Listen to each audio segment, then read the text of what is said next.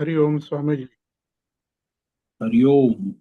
भद्रेश गोरेगांव सुप्रभातम। सुप्रभातम। ओम नमो नारायणाय।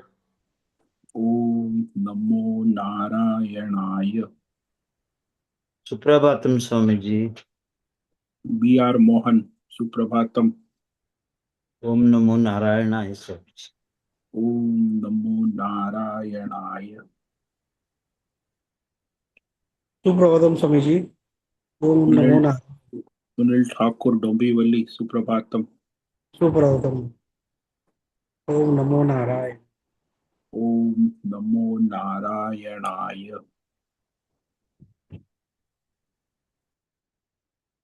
ओम नमो भगवते वासुदेवाय। ओम नमो भगवते वासुदेवाय। ओम नमो भगवते वासुदेवाय। ओम नमो भगवते वासुदेवाय। ओम नमो भगवते वासुदेवाय। ओम नमो भगवते वासुदेवाय। ओम नमो भगवते वासुदेवाय। ओम नमो भगवते वासुदेवाय। ओम नमो भगवते वासुदेवाय। ओम श्री परमात्मने नमो नमः। ओम गणपतये नमो नमः। ओम ऐं ह्रीं श्रीं सं सरस्वत्यै नमो नमः। ओम गुं गुरुभ्यो नमो नमः। ओम सहनाववतु सहनौ भुनक्तु सह वीर्यं करवावहै तेजस्विनावधीतमस्तु मा विद्विषावहै। ओम शांति शांति शांति। सदाशिव समारंभां शंकराचार्य मध्यम अस्मदाचार्य पर्यन्तां वंदे गुरु परंपरां। वंदे गुरु परंपरां। ओम तत्सत। ओम ओम ओम। आप सभी ऑनलाइन नेटवर्क पर उपस्थित भगवत गीता श्रवण साधकों को आज हमारा ऋषिकेश से प्रातः का अभिवादन, अभिनंदन, अभिवंदन। हरि ही ओम। हरि ही ओम। हरि ही ओम। हम सबको आज का यह दिव्य जीवन तन मन धन जन देश काल विषय वस्तु परिस्थिति अवस्थाएं व्यष्टि समष्टि आध्यात्मिक भौतिक दैविक क्षेत्र सभी को अपने अपने वर्तमान जन्म और पूर्व जन्मों में किए गए संचित कर्मों, पाप पुण्य धर्म अधर्म मिश्र सकाम निष्काम सात्विक राजसी तामसी अनेक प्रकार के कर्मों के पके हुए फल स्वरूप में वर्तमान में आज सभी को अपने अपने प्रारब्ध अनुसार ईश्वरीय अचिंत्य योग माया के माध्यम से वर्तमान देश काल विषय तन मन धन जन आदि प्रसाद स्वरूप में प्राप्त हुआ है। अतः आज का यह दिव्य जीवन परमार्थ हेतु निष्काम सेवा यज्ञ देव यज्ञ ऋषि यज्ञ पितृ यज्ञ मानवता यज्ञ भूत प्राणी यज्ञ सात्विक दान शारीरिक वाचिक मानसिक तप निष्काम कर्म योग ध्यान योग भक्ति योग ज्ञान योग साधनाएं स्वाध्याय वेद शास्त्रों का अध्ययन अध्यापन उपासना आराधना के लिए समर्पित करे और करवावे। अत्यंत अत्यंत अत्यंत दुर्लभ मनुष्य जीवन की प्रत्येक क्षण को परमार्थ हेतु सार्थक करे और करवावे। आज विक्रम संवत 2082 फाल्गुन मास शुक्ल पक्ष की 10वीं तिथि रात्रि 12:32 तक है। उसके बाद एकादशी लग जाती है। कल एकादशी का व्रत होगा। आज मृगशिरा नक्षत्र है, ये रात्रि 12:10 तक है। उसके बाद आर्द्रा नक्षत्र लग जाता है। नक्षत्र का समय चंद्रमा की गति के अनुसार निर्धारित है और तिथि का समय सूर्य की गति के अनुसार निर्धारित है। आज गुरुवार है। हमारे जो गुरुजन है, माता पिता भाई बहन, समाज में जो भी बड़े बड़े गुरुजन है, आचार्य है, उनकी सेवा कृतज्ञता व्यक्त करने का समय गुरुवार।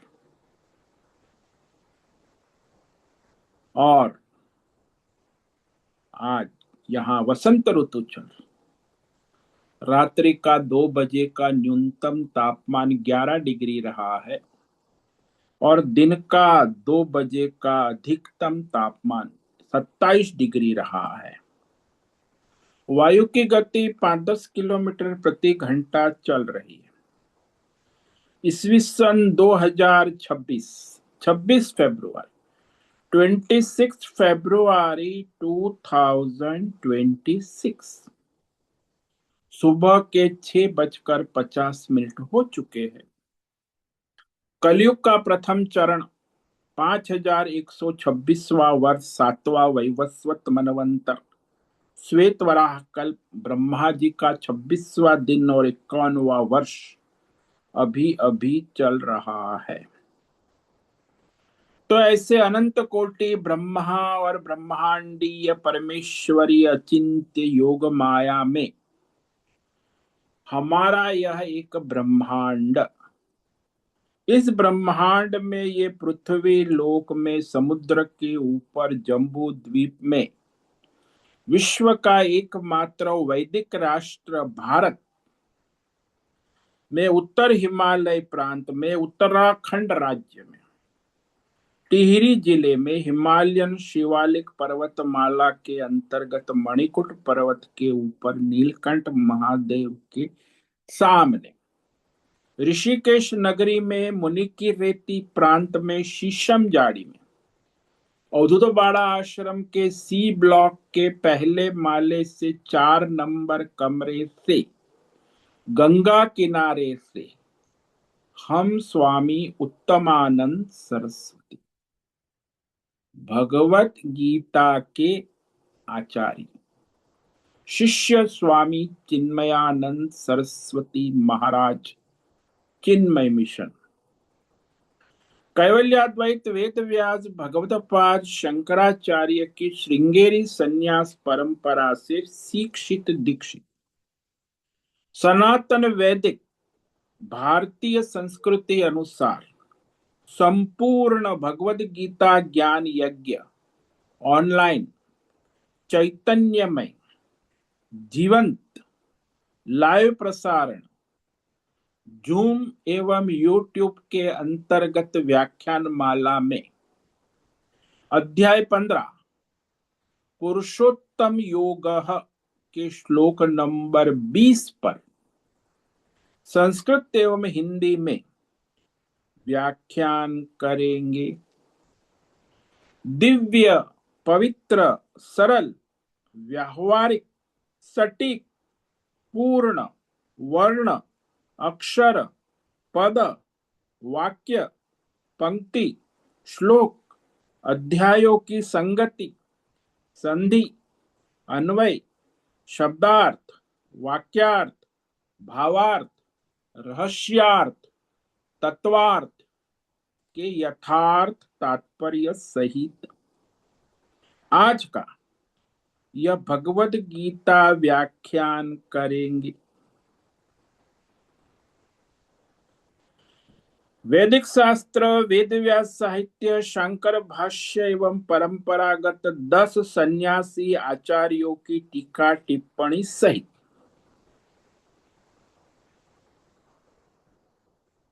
यह व्याख्यान कृपया आप सभी इसे श्रद्धा भक्ति ध्यान से परिपूर्ण होकर के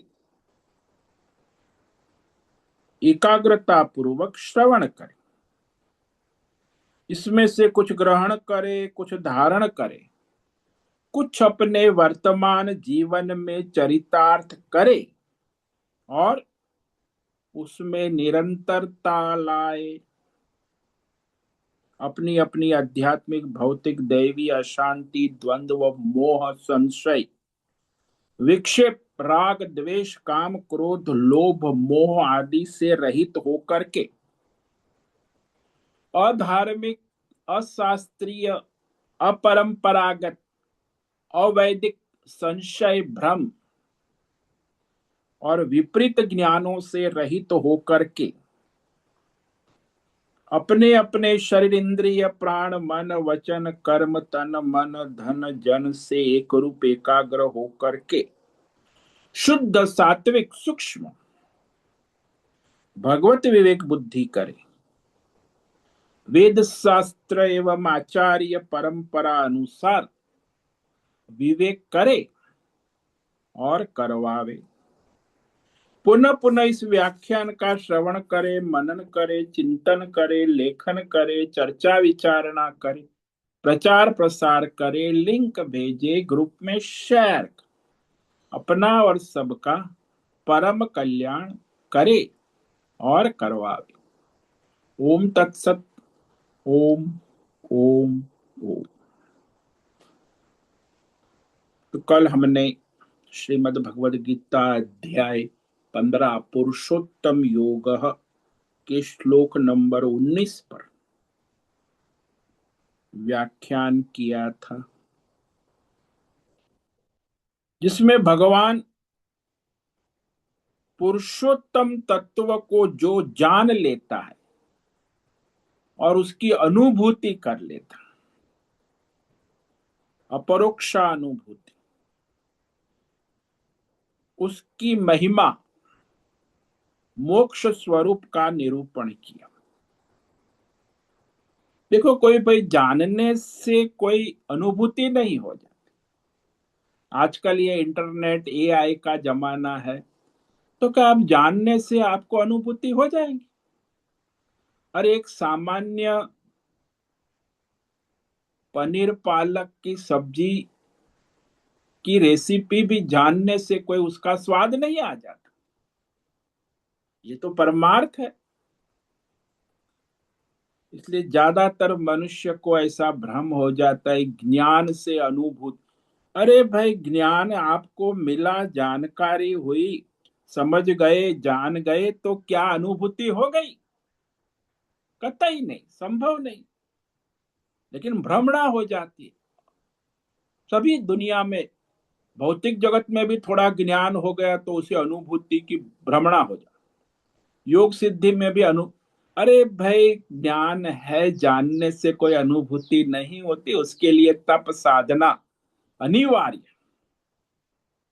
इसलिए दुनिया में ये बहुत बड़ा भ्रम है कि जानने से ज्ञानी हो गया। जानने से शब्द ज्ञान हो गया, वाक्य ज्ञान हो गया, पुस्तक ज्ञान हो गया, मंत्र ज्ञान हो गया। अरे उसकी साधना करोगे, विवेक करोगे, अनुभूति करोगे, तब विज्ञान, ज्ञान की पूर्णाहुति विज्ञान में होती, अनुभूति।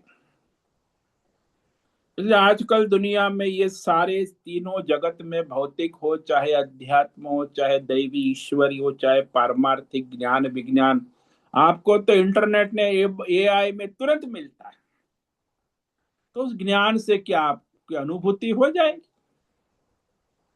तो ये भगवान कह रहे हैं कि जो मनुष्य इस पुरुषोत्तम उत्तम परमात्मा तत्व को जानकर समझकर उसकी स्वानुभूति कर वेद शास्त्र आचार्य परंपरा अनुसार उसी को मोक्ष लाभ होता है। अमृत फल, जिसको अमृत कहा है, अमृत फल, तो ये उसकी महिमा है। तो यही कहा इसमें, यो मामेवम सम्मूढ़ो जानाति पुरुषोत्तमं स सर्वविद् भजति माम सर्वभावेन भारत। भारत, भारत किसको कहते हैं? यह संबोधन उसको याद दिलाने के लिए कि अर्जुन, तुम यह वैदिक परमार्थ ज्ञान में, परंपरा में हो, इसीलिए तुम्हें परमार्थ तत्व ज्ञान तक पहुंचना कठिन नहीं है, क्योंकि तुमने जिज्ञासा की है कि मुझे श्रेय का मार्ग बताइए। श्रेय मार्ग है, परमार्थ मार्ग को जानने की जिज्ञासा की है। प्रेय का मार्ग नहीं कि भगवान मुझे भौतिक सिद्धि, मोटर गाड़ी, बंगला दो, योग सिद्धि दो, देवी देवता की शक्ति दो, ये तो तूने मांगा नहीं। तुम तो श्रेय मार्गी हो ना। संसार में 3 प्रकार के लोग होते हैं। एक प्रेय मार्गी, जिसको केवल भौतिक सिद्धि, आध्यात्मिक सिद्धि, देवी देवता, दैवी शक्ति सिद्धि चाहिए। प्रेय का मार्ग, लगे रहते जन्म से मरण तक। दूसरे जो लोग हैं वो प्रेय और श्रेय मिलावटी मार्ग वाले। हमें तो परमार्थ भी करना है और हमें ये संसार के सब सिद्धि, भौतिक अध्यात्म, यानी भौतिक सिद्धि भी चाहिए, अध्यात्म सिद्धि भी चाहिए, दैवी सिद्धि भी चाहिए, और परमार्थ भी, वो भी सिद्धि चाहिए। तो इनको साधक कहते हैं। वो जो संसार के भोग में लगे हैं, भौतिक वो तो संसारी है, वो तो 90% वही है दुनिया में। केवल 5-10% साधक होते हैं जिनको परमार्थ चाहिए, बाकी तो किसी को परमार्थ चाहिए ही नहीं। केवल एक्सक्लूसिवली जिसको परमार्थ चाहिए, जिसका लक्ष्य परमार्थ, उसी को श्रेय मार्ग कहते। श्रेय, अर्जुन जो है श्रेय मार्ग, इस समय वह परमार्थ चाहता है। तो श्रेय मार्ग को चाहने वाला मनुष्य जो है, वह इस संसार की भौतिक, अध्यात्म, दैवी सिद्धियों से अपनी इंद्रिय मन का संयम कर विवेक वैराग्य से उपराम हो जाता, क्योंकि उसका लक्ष्य परमार्थ है ना, कि ये मैं, वो मेरा, ये मेरी इंद्रिय, शरीर, भोग भी सब उसका लक्ष्य नहीं है। उसका लक्ष्य परमार्थ है। इसलिए वो इंद्रिय संयम, मन का संयम, धर्म के अनुसार विवेक और वैराग्य पूर्वक वह परमार्थ में लग गया। और ऐसे परमार्थी को ही वह परमार्थ का लाभ होता है, ज्ञान भी होता है, अनुभूति भी, ज्ञान विज्ञान सहित। यदि जिसको अनुभूति हो गई है तो वो क्या, सर्वभावेन माम भजति। सर्वरूप, देश काल विषय, भौतिक, अध्यात्म, दैव, देवी देवता, सब रूप, सर्व देश काल विषय में, वृत्ति प्रवृत्ति में उस परमात्मा को ही भजता है, यानी उसी की सेवा करता है। नारायण सेवा पहले उसके लिए साधना थी, अब साध्य हो गई। ज्ञान प्राप्त होने के बाद भी वो सब नारायण भाव से सबकी सेवा करता, भजता है, मतलब सेवा करता है। सेवन करता नहीं, सेवा करता है। दो प्रकार के लोग हैं संसार में, भौतिक अध्यात्म दैव परमार्थ का सेवन करते हैं, भोग करते हैं, जो संसारिक है। और दूसरा है संसार के सारे भौतिक अध्यात्म दैव परमार्थ की सेवा करते, समर्पण करते।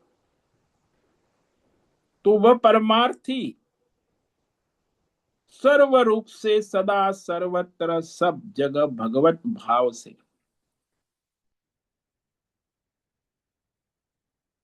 सेवन करते हैं, सेवा। क्योंकि उसको जो कुछ भी दिखता है, सुनाई देता है, वह सब एकमात्र नारायण परमात्मा ही है। उस नारायण में सारा संसार कल्पित है, सर्वविद। जैसे सुनार को आभूषण की दुकान में केवल सोना ही दिखता है, और ग्राहक को आभूषण की दुकान में केवल आभूषण ही दिखता है। ग्राहक अज्ञानी है, संसारी, और सुवर्ण को जानने वाला सुनार है। उसको दिख के ही पता चल जाता है कि ये 16 कैरेट है, 18 कैरेट है, 22 कैरेट है कि 24। खाली हाथ में लेके देखते ही बोल देता, अरे ये तो 16 कैरेट है, ये 12 कैरेट है। क्योंकि वो सुवर्ण का उपासक है। और वो जो ग्राहक आते हैं वो आभूषण की उपासना करते, दोनों उपासक, लेकिन उसको केवल सोना ही दिखता। ऐसे ही आत्मज्ञानी को संसार में देश हो, काल हो, विषय हो, धर्म हो, अधर्म हो, धर्मात्मा हो, खिचड़ी पक, कोई भी प्राणी हो, चींटी हो, कुत्ता हो, बिल्ली हो, गधा हो,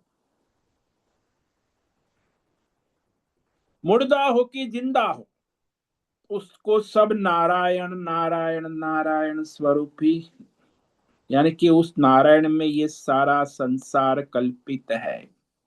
इसीलिए सर्वविद कहा। सर्वविद एकमात्र परमात्मा को ही सर्वत्र देखने वाला, जानने वाला, और परम तत्व का सेवन करने वाला। भजती का ना सेवा। तो उस नारायण परमात्मा के अतिरिक्त कोई यहां सेव्य नहीं, वो और किसी का सेवन करता नहीं। उसका संग जो है उस परमात्मा से है।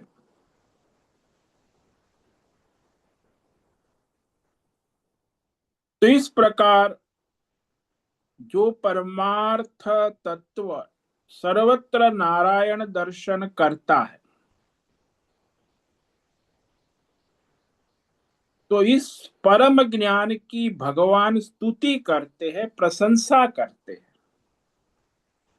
और इस 15वें अध्याय पुरुषोत्तम योग का उपसंहार करते हैं भगवान स्वयं, अंतिम श्लोक। और बड़ा अद्भुत उपसंहार किया है भगवान ने, कि इससे बढ़कर और कोई संसार में जानने योग्य ज्ञान नहीं है। जैसे आभूषण की दुकान में आभूषणों के ज्ञान से बढ़कर सुवर्ण तत्व को ज्ञान जो है, उस सुवर्ण तत्व के ज्ञान से बढ़कर और कोई ज्ञान नहीं। वो सुनार जानता है, लेकिन ग्राहक नहीं जानता। इसी प्रकार संसारी अज्ञानी साधक लोग इस परमात्मा तत्व को संसार में देखते, कहते भी, भजन भी गाते हैं, सब नारायण है, कदम कदम में नारायण, श्री कृष्ण कृष्ण कृष्ण। तो जानते हैं, बोलते भी है, गाते भी है, कीर्तन, लेकिन उसकी अनुभूति नहीं करते।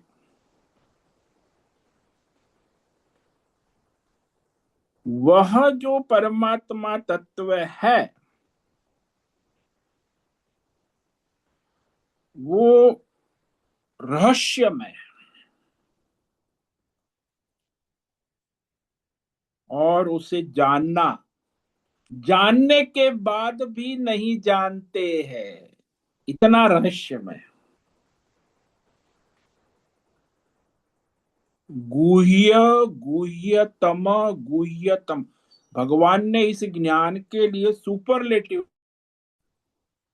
परमार्थ ज्ञान अत्यंत रहस्यमय है।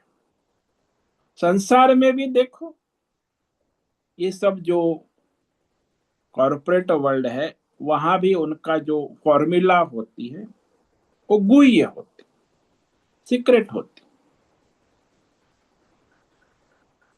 तो सारे प्रोडक्ट अपने अपनी भिन्न भिन्न फॉर्मूला है, टेक्निक है, टेक्नोलॉजी है, गुह्य होती। प्रोडक्ट आपको मिलता है, लेकिन जो सारे उसके कंपोनेंट है, उसकी टेक्नोलॉजी है, उसका वो गुह्य है। भौतिक जगत में भी ऐसा है, अध्यात्म में भी, और दैवी जगत और परमार्थ। इसलिए ये सारे गुह्य ज्ञानों में गुह्यतमम कह रहे हैं भगवान। तो यह गुह्यतमम परमार्थ विषय के तत्व ज्ञान की विशेष महिमा है, क्योंकि उस तत्व ज्ञान की अनुभूति करके मनुष्य संसार में कृतार्थ हो जाता, यानी उसे कोई कर्म करने बाकी नहीं रहता, कोई साधना उपासना योग बाकी नहीं। यही कह रहे हैं, इति गुह्यतमं शास्त्रम् इदमुक्तं मया नघ, एतद् बुद्ध्वा बुद्धिमान् स्यात् कृतकृत्यश्च भारत। इति, देखो इति शब्द आ गया। भगवान इस अध्याय का समापन कर रहे हैं पुरुषोत्तम योग, गुह्यतमम, अत्यंत रहस्यमय, अत्यंत गोपनीय, भौतिक से, अध्यात्म से, दैव से भी परमार्थ ज्ञान गुह्यतमम। ये जो 15वां अध्याय,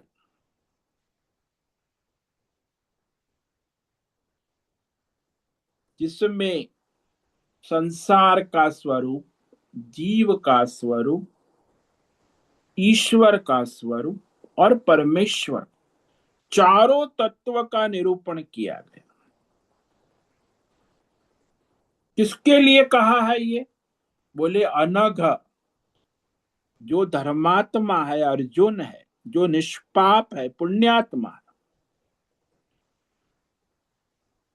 जो वेद शास्त्र आचार्य परंपरा धर्म के अनुसार अपना स्वधर्म करता है, अर्जुन वैसा धर्मात्मा है, पुण्यात्मा। आपने कभी सुना होगा कि अर्जुन ने कोई अधर्म किया, पाप किया?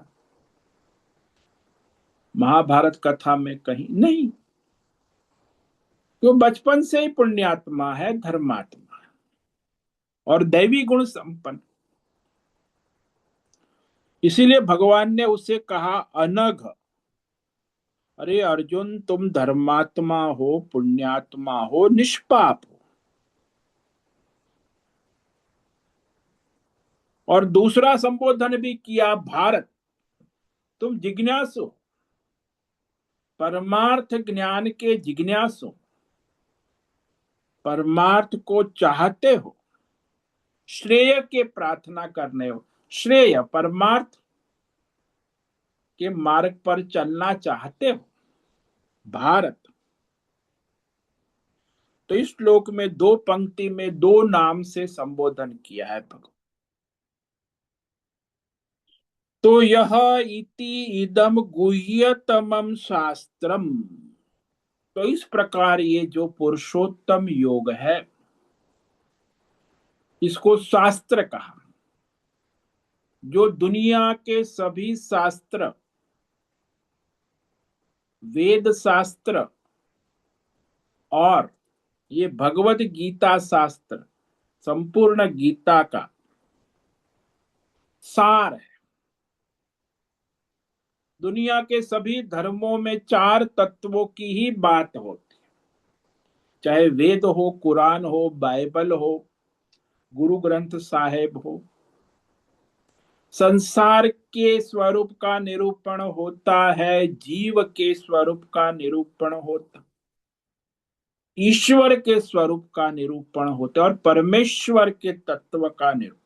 ये चार ही तत्व जानने योग्य। कई बार लोग जो है एक तत्व को जानकर ज्ञानी हो जाता, ऐसा नहीं।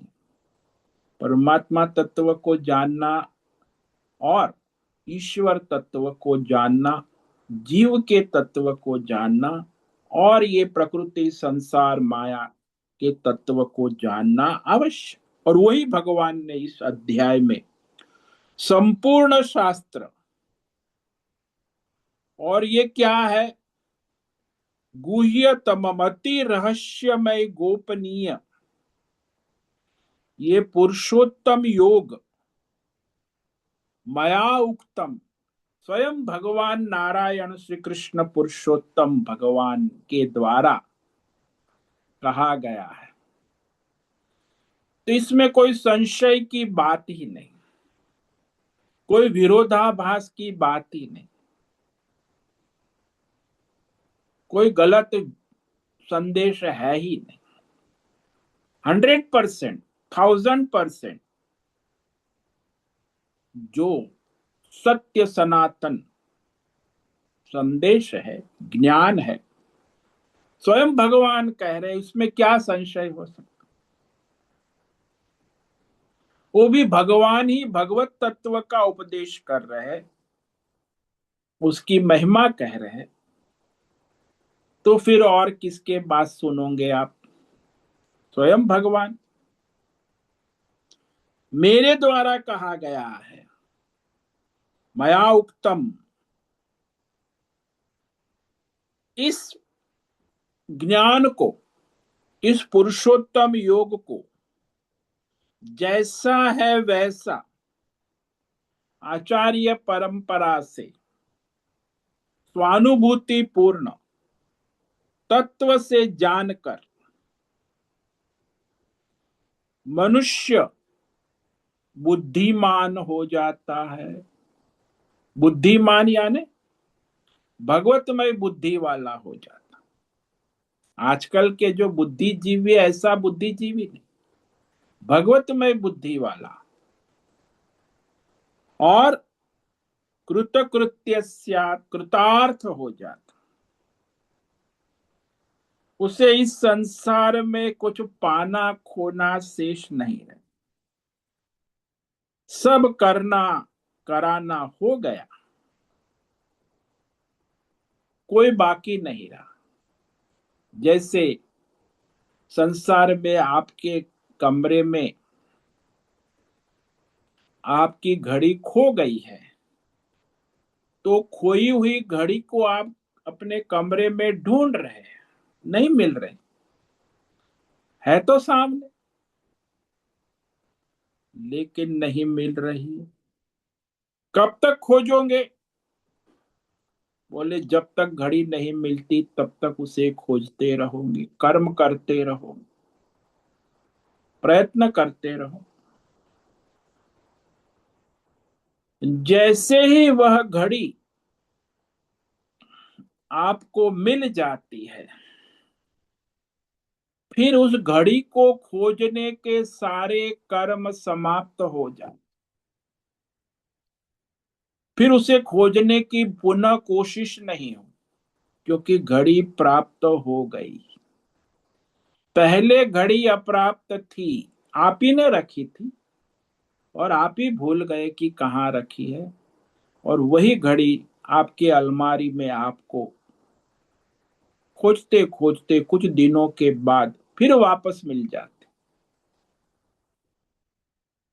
अब आप कहोगे क्यों भूल गए, यही तो माया है। आपने घड़ी रखी, आप भूल गए, और फिर खोजते रहे खोजते रहे खोजते रहे, और फिर मिल गई और खोज समाप्त हो गई। ऐसे ही परमात्मा जो है आपका स्वरूप, आप ही भूल गए, अब खोजते रहो, खोजते खोजते फिर वो अपने आप रूप में ही मिल जाता है। जब वो परमात्मा मिल जाता है तो फिर सारे कर्म, उपासना, ज्ञान योग, भक्ति योग, ध्यान योग, सभी शास्त्र समाप्त हो जाते। प्राप्तस्य प्राप्तव्य, प्राप्ति हो गई तो कृतकृत्य, कृतार्थ हो जाता। इसी को मोक्ष कहता। तो यहाँ जो भगवान इस अध्याय का समापन कर रहे हैं और इसे धारण करने के लिए मनुष्य में योग्यता होना आवश्यक है। क्योंकि आजकल मनुष्य जीवन का जो पतन इतना हो गया है, उसका 3 कारण है। मनुष्य जीवन में धर्म और परमार्थ का पतन के 3 कारण। धर्म से भी पतन हो गया है, परमार्थ से भी। 3 कारण क्या है? बोले ये जो ईश्वरीय प्रकृति है उस पर काबू पाने की इच्छा तो सरकारें और वैज्ञानिक और सब लगे हैं प्रकृति को काबू में। ईश्वरीय प्रकृति है, उसको अपने वश में करने की इच्छा, वही मनुष्य का धर्म और परमार्थ से पतन। दूसरा, अपनी 10 इंद्रियों और मन पर शास्त्र धर्म के अनुसार संयम नियमन न रखना। मानो कि कल एकादशी है, शास्त्रों में कहा है निर्जला करना है। कौन करता है? कहते हम हिंदू है, हम सनातन धर्म में, हजारों में कोई एक। तो न इंद्रिय का संयम है न मन का संयम, और उसमें शॉर्टकट निकालते धर्म में। ये कर चलता है, वो चलता है, शास्त्र में कहा है यहां से वहां से। अरे भाई तू कहा है वो करना, लेकिन नहीं, इंद्रिय और मन का संयम करना ही नहीं। तो संयम नियम में शॉर्टकट निकालता। और तीसरी बात, जब इंद्रियों का संयम नियम नहीं है तो मनमानी करेगा, धर्मानुसार तो चलेगा नहीं। और तीसरा कारण मनुष्य के, समाज के, विश्व के पतन का, भौतिक जो परिवार, पैसा, पद, प्रतिष्ठान में अत्यंत आसक्ति। मेरा परिवार, मेरा पैसा, बैंक बैलेंस, लॉकर, मेरी प्रतिष्ठा, मेरा मेडल, मेरा नाम। अरे बाप, ये 3 कारण से मानव समाज और मनुष्य और विश्व के सभी प्राणी वो का धर्म से और परमार्थ से पतन निश्चित है। पतन है, आप देखो आपके आसपास, आपके अंदर भी। क्योंकि आप ईश्वरीय प्रकृति पर काबू पाना चाहते हैं, अपनी इंद्रिय मन संयम पर काबू नहीं कर पा रहे हैं, और इस संसार के जो नश्वर भौतिक अध्यात्म, परिवार, पैसा, पद, प्रतिष्ठान, मकान, दुकान में अत्यंत आसक्त है। अब आप कहो धर्म कहां से करोगे? जब धर्म ही नहीं कर पाओ तो परमार्थ कहां से करो? इसलिए सबसे बड़ा बाधा ये 3 है। इसलिए कहा जिसने इस बाधा को पार कर लिया है वो विवेकी है, तो उससे उपदेश सार्थक होता है। तो यहां भगवान ने कहा कि हमें जो वैदिक शास्त्र का उपदेश करना था जिसकी हमने प्रतिज्ञा की थी, जिसका अर्जुन तुमने प्रश्न पूछा था, वह समाप्त हो गया। हमने तुम्हें बतला दिया कि संसार का तत्व क्या है, जीव का तत्व क्या है, ईश्वर का तत्व क्या है, और परमात्मा का तत्व वह कैसा है। एतद गुह्यतमम, गुह्य कहते हैं कि रहस्यमय, कहने के बाद भी पल्ले नहीं पड़ता, क्योंकि जिसकी बुद्धि विवेकी है, शुद्ध है, सात्विक है, जो अर्जुन जैसा धर्मात्मा है, उसे ये ज्ञान अनुभूति पूर्ण होता है। केवल शब्द और वाक्य का कोरा ज्ञान नहीं, शब्द वाक्य के साथ अनुभूति पूर्ण ज्ञान।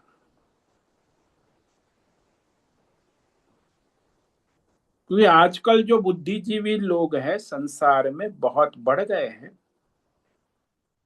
और बुद्धिजीवी साधक भी साधक लोग भी बड़े बुद्धिजीवी है। संसारी तो बुद्धिजीवी है, फिर वो जो बुद्धिजीवी साधक लोग हैं वो कहेंगे कि सब नारायण है, सब परमात्मा है, तो अधर्म अधर्म करना भी परमात्मा की सेवा है, धर्म कर झूठ बोलना भी परमात्मा है, सच बोलना, तो अधर्म भी परमात्मा है, धर्म भी। तो हम अधर्म करते हैं तो वो भी हम परमात्मा का ही काम करते हैं।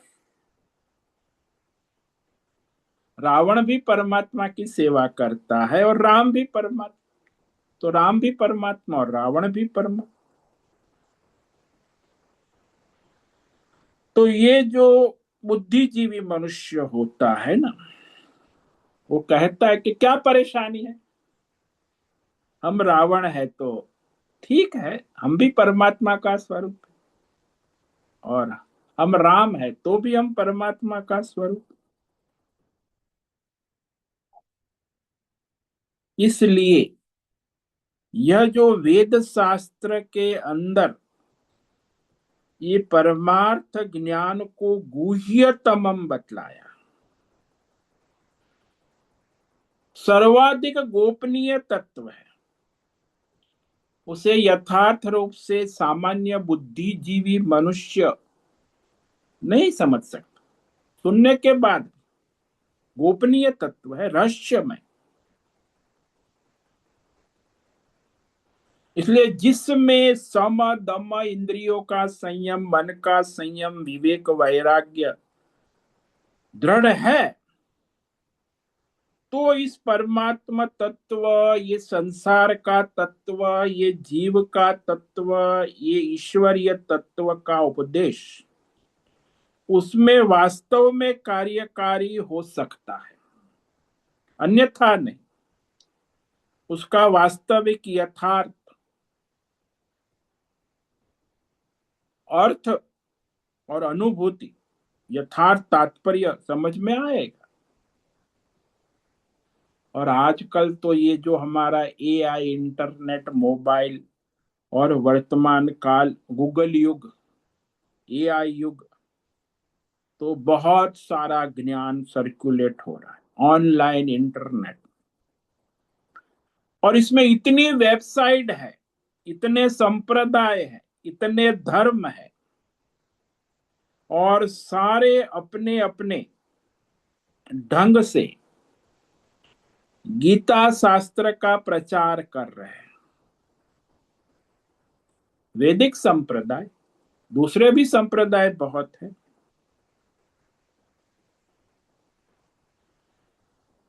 तो इस भगवत गीता के व्याख्याकार हजारों हैं,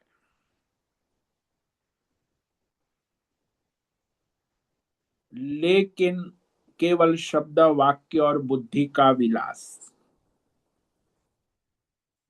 अनेक प्रकार के संप्रदाय, धर्म प्रवर्तन हो रहे हैं, इतना पहले नहीं था, अभी तो और भी बढ़ गए।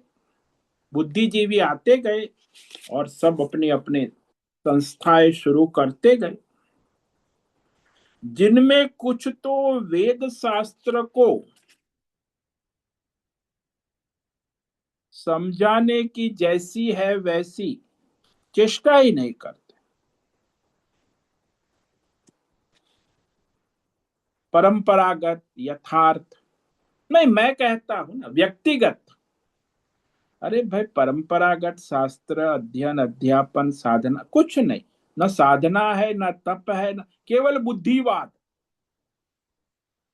तो कुछ ऐसे है जो परंपरागत चेष्टा तो करते हैं, फिर भी उनकी बुद्धि शुद्ध न होने के कारण इस शास्त्र को यथार्थ समझने में असमर्थ रहे।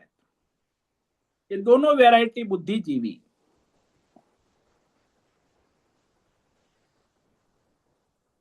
इसलिए आजकल जो ये व्यक्तिगत बुद्धिजीवी आचार्यवाद शुरू हो गए, जिसमें न कोई आचार्य परंपरा है, केवल व्यक्ति आता है और फिर बुद्धिवाद चलता है और उसके लाखों करोड़ों फॉलोअर होते हैं, और फिर वो अपनी राजनीति शुरू कर देते और कहते वेदों में कहा है, वेद शास्त्र में यह कहा है कि ब्राह्मण क्षत्रिय वैश्य ये सारे भेदभाव व्यवहारतः सच्चे नहीं है, सब मनुष्य समान है। आजकल तो वही राजनीति चलती है कि ब्राह्मण क्षत्रिय वैश्य शूद्र ये सारे मानवीय भेदभाव काल्पनिक है, शास्त्रों में नहीं कहा है, ये ब्राह्मणों ने सब खड़ा कर दिया। अरे भाई, सब मानव एक है, सब एक समान है। अब ये जो सब मनुष्य एक समान है, ये संदेश तो वेदों का है नहीं। वेद का संदेश है कि सारे 84 लाख प्राणी परमार्थतः परमात्मा का स्वरूप है, लेकिन व्यवहारतः नहीं।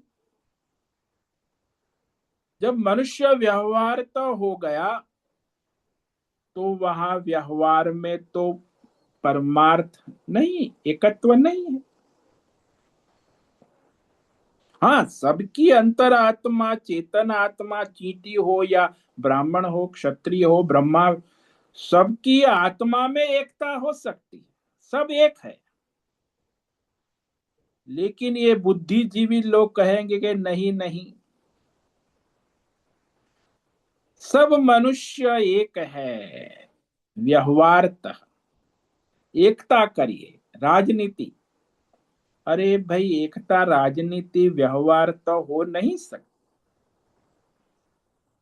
क्योंकि जब तक नाम रूप उपाधि है, वो स्त्री है वो पुरुष है, वो गधा है वो कुत्ता है, वो बिल्ली है वो ब्राह्मण है क्षत्रिय है, उपाधि में आप एकता कहाँ करोगे।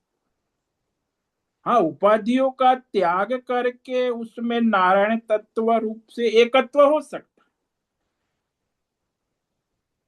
उपाधियों को पकड़ के, उपाधियों को बचा के, उपाधियों को बनाए रखोगे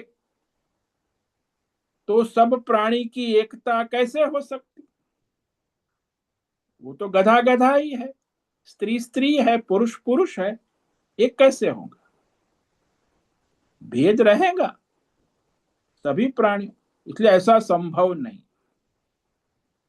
इसलिए उपाधियों के साथ नाम रूप गुण दोष उपाधियों के साथ एकात्म दर्शन हो नहीं सकता।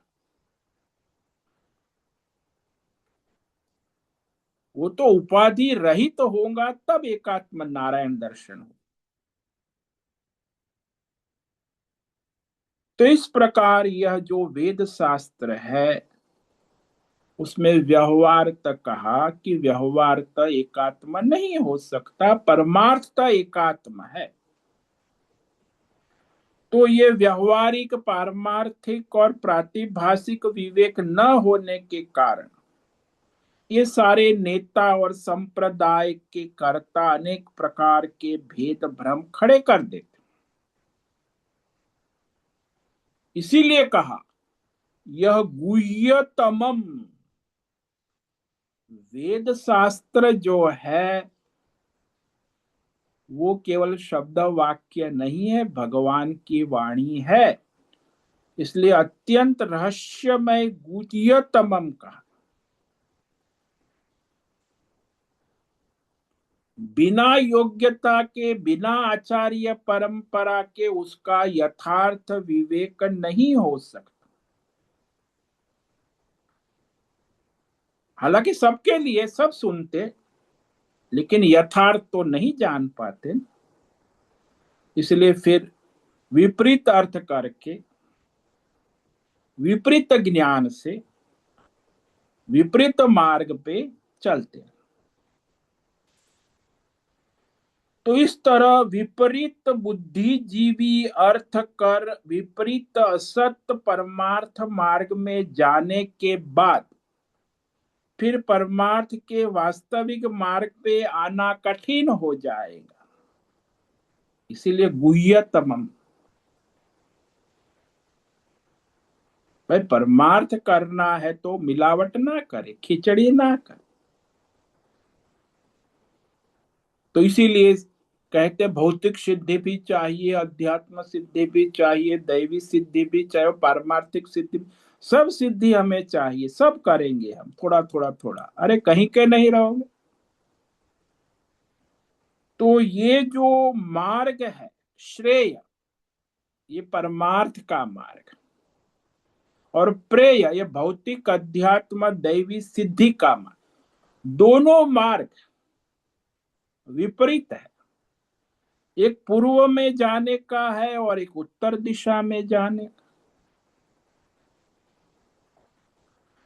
अब आप पूर्व दिशा में गलत मार्ग पर गमन कर गए हैं, तो असत पथ में जाने के बाद सत पथ पर आने की संभावना कम है। यदि आपको विवेक हुआ तो भी आपको वापस आने के लिए उतनी यात्रा करनी होगी। आपने रास्ता गलत चुना है तो आप 25 किलोमीटर गलत मार्ग पे चले हैं, तो वहां से आप सीधे सही रास्ते पे नहीं आ सकते। वो 25 किलोमीटर यू टर्न करके वापस आना हो। इसलिए साधकों को जन्म जन्मांतर लग जाए। फिर गलत रास्ते पे इतने चल पड़े हैं, अब सही रास्ते पे आना है तो फिर वापस लौटना पड़ेगा। इसीलिए परमात्मा तरफ आने की संभावना कम हो जाती है।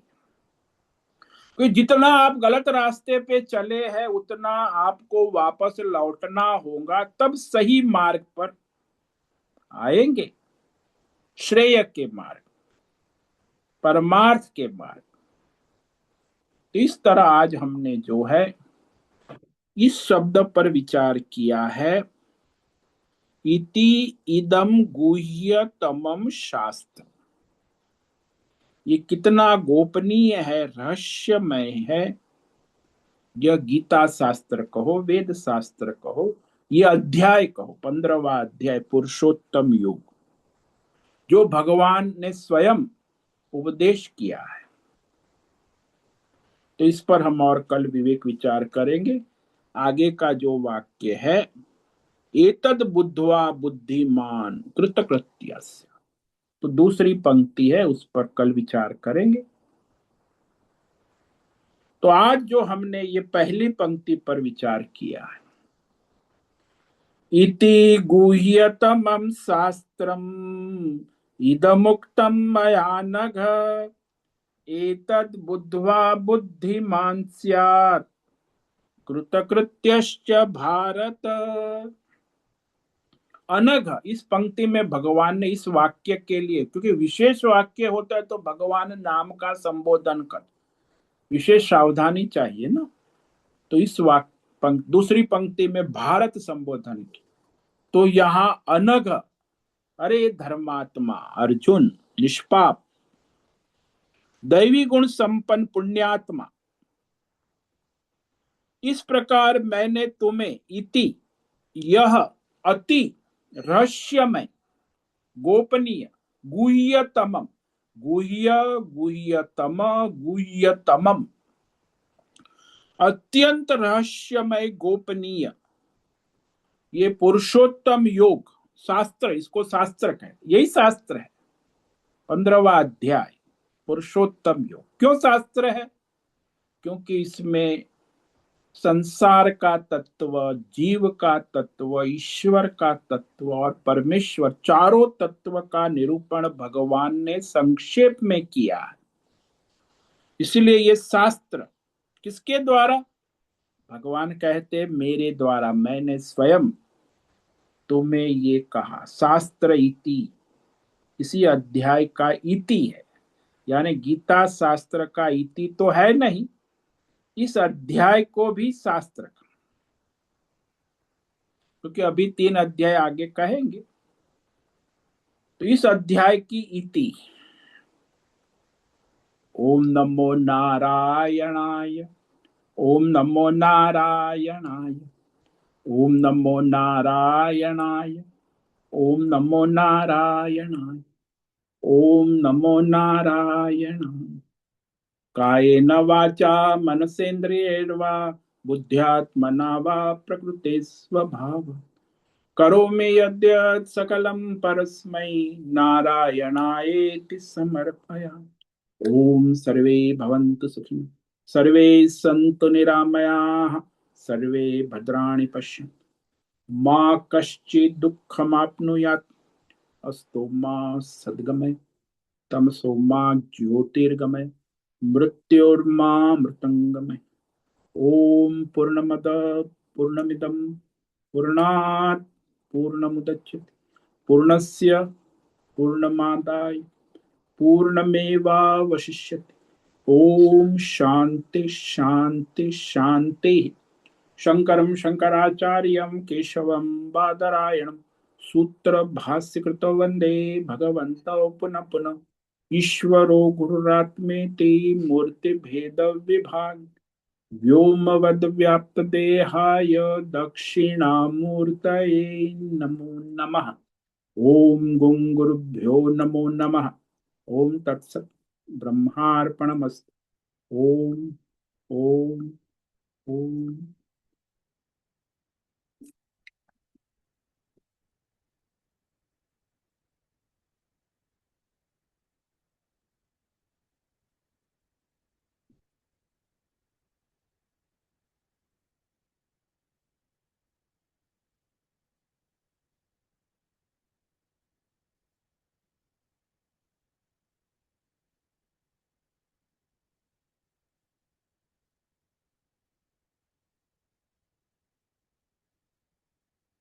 किसी भी साधक को प्रश्न है वो भी प्रश्नोत्तरी कर सकते हैं।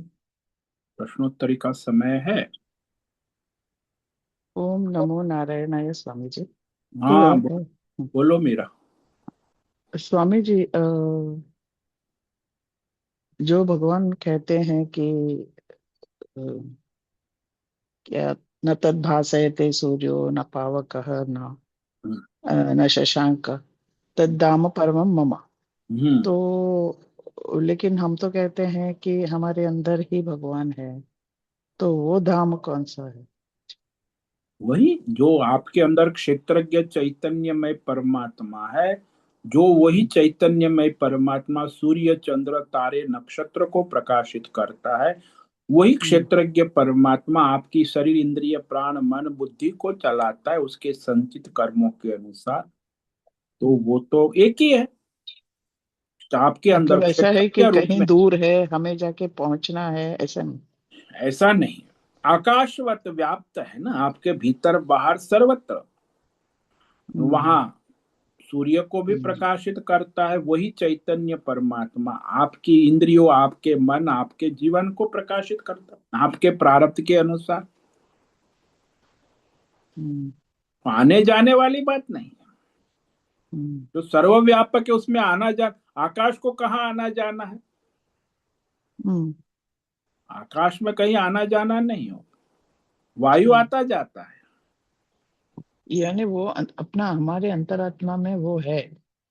आत्मा ही है अंदर बाहर नहीं। वो तो अंदर अंतरात्मा रूप में ही आपका पूरा प्राण जीवन चला रहा है, क्षेत्रज्ञ जिसको कहते हैं। नहीं, फिर यस्मिन गता न निवर्तन्ते भूय बोलते हैं कि यशविन जहां गता को, जाके वापस नहीं आते। अरे इस भाई मतलब उसका इसका अर्थ ये मतलब हुआ कि यस्मिन गता न निवर्तन्ते भूय का अर्थ ये हुआ कि वो परमात्मा जो है क्षेत्रज्ञ है, उसे जानकर फिर वो सर्वव्यापक हाँ हाँ, कृतार्थ हो फिर जाता है। फिर उसे उसे जानकर वहां तुम्हारे खुद के अंदर पहुंचकर फिर तुम वापस लौकिक नहीं हो जाते हो वैसे। हाँ, फिर आप संसारी पने में हाँ, वापस लौट के नहीं आते। यानी आप अहम मम से रहित ಅಲ್ಲ ಇಲ್ಲಿ ಇದು भगवतमय, ಒಂದು उंटಲ್ಲ भगवत अर्थको हाँ। भगवतमय जीवन जीते हैं, यानी हाँ संसारी हाँ पने हाँ, से मुक्त हो जाते मुक्त हैं। हो भगवत, जाते हैं। हाँ, ये अच्छा। मैं मेरा तू तेरा राग द्वेष ये अज्ञान बंधन से मुक्त हो जाते, भगवतमय हो हम्म जाते। हम्म। यानी अपने ही अंदर खुद को खोज के सेल्फ को फिर बाद में इस दुनिया में कोई लौटता नहीं है, बस ऐसे अपने ही अंदर और बाहर सर्वत्र, ऐसा देखो अंदर सर्वत्र। बाहर का चक्कर यानी मत करो। हाँ, सर्वत्र सर्वत्र वो ही दिखेगा। हाँ हाँ, हाँ हाँ। ये आप अंदर बाहर के चक्कर में रहोगे तो बड़ी समस्या। आजकल कई संप्रदाय अंदर वाले हैं बाहर वाले हैं, बड़ी समस्या हम्म है। अंदर बाहर नहीं है, सर्वव्यापक है, उसको अंदर बाहर कहाँ करोगे। हम्म। नहीं, भगवान इसीलिए कहते हैं तो ऐसा लगता तद दाम परमम मम, वो मेरा परमम है यानी मतलब। वो सब को धारण करने वाला परम धाम है ना, कि जिस चैतन्य बल से, जैसे हम आपको के आपके कमरे में बिजली करंट जो आ रहा है वो परम धाम है। किसका? बोले सारे आपके इलेक्ट्रिक बोर्ड का, स्विच बोर्ड का, आपके कमरे के इलेक्ट्रिक इलेक्ट्रॉनिक सारे उपकरणों का परम धाम क्या है? बिजली का करंट। उसी के द्वारा हम्म आपका बोर्ड चलता है, आपके कमरे की लाइट चलती है, फ्रीजर चलते हैं, कंप्यूटर चलते हैं, सब चलता है। तो हम्म सबका परम धाम कौन है? वो बिजली का करंट। ऐसे ही ये सारे भौतिक अध्यात्म दैव जगत जिस चैतन्य बल से चलता है वो परमात्मा को परम धाम का। उस हम्म चैतन्य बल के बिना न ब्रह्मा विष्णु महेश चल सकता है, न काल चल सकता है, न देवी देवता चल सकते हैं, न ये आपका शरीर चल सकता है, न आपका ये संसार मोटर गाड़ी बंगला चल सकता है। हम्म। सबको मतलब चलाने वाला जो चैतन्य बल है वो परम धाम परमात्मा, जो आधार है वैसे। सबका आधार, सर्वाधार, आधार है। सर्व प्रकाश हम्म और स्वयं प्रकाश है।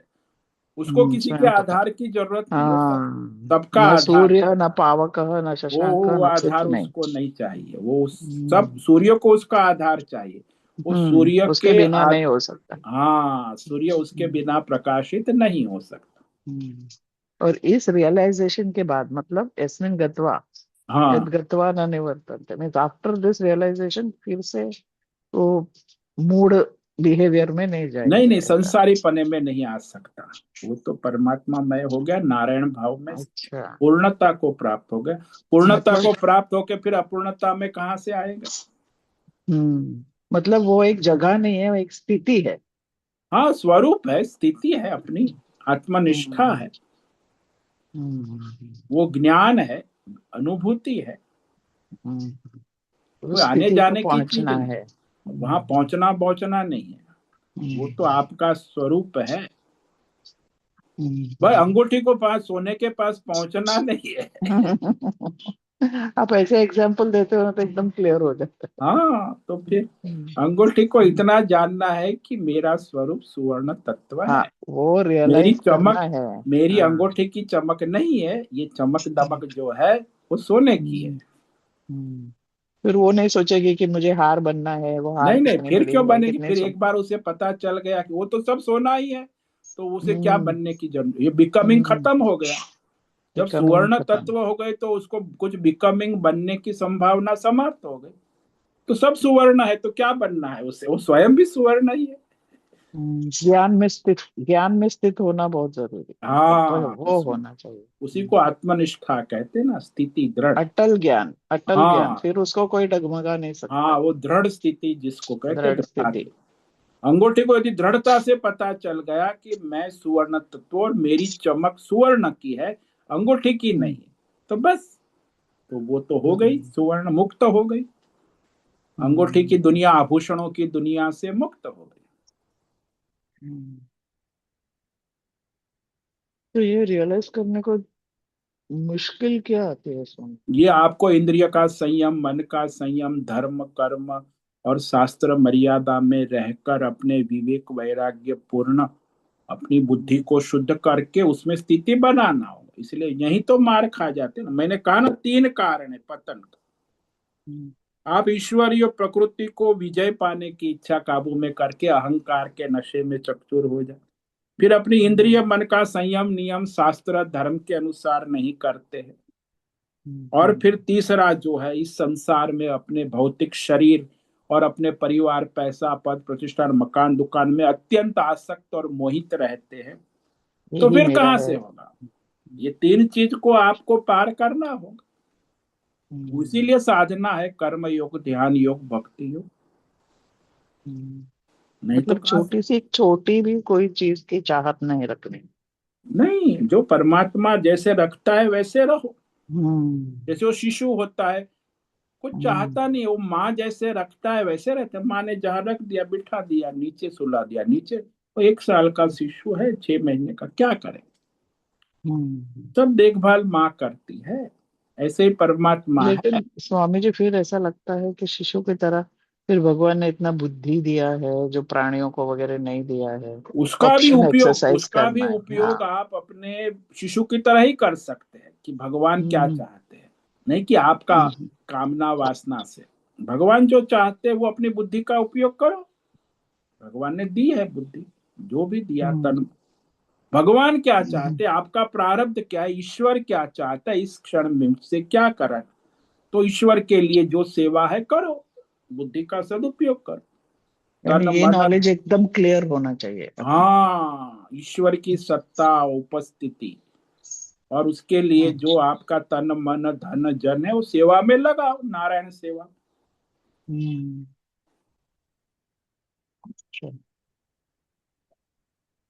ओम नमो नारायण स्वामी, ओम बहुत नमो बहुत धन्यवाद स्वामी। नारायण।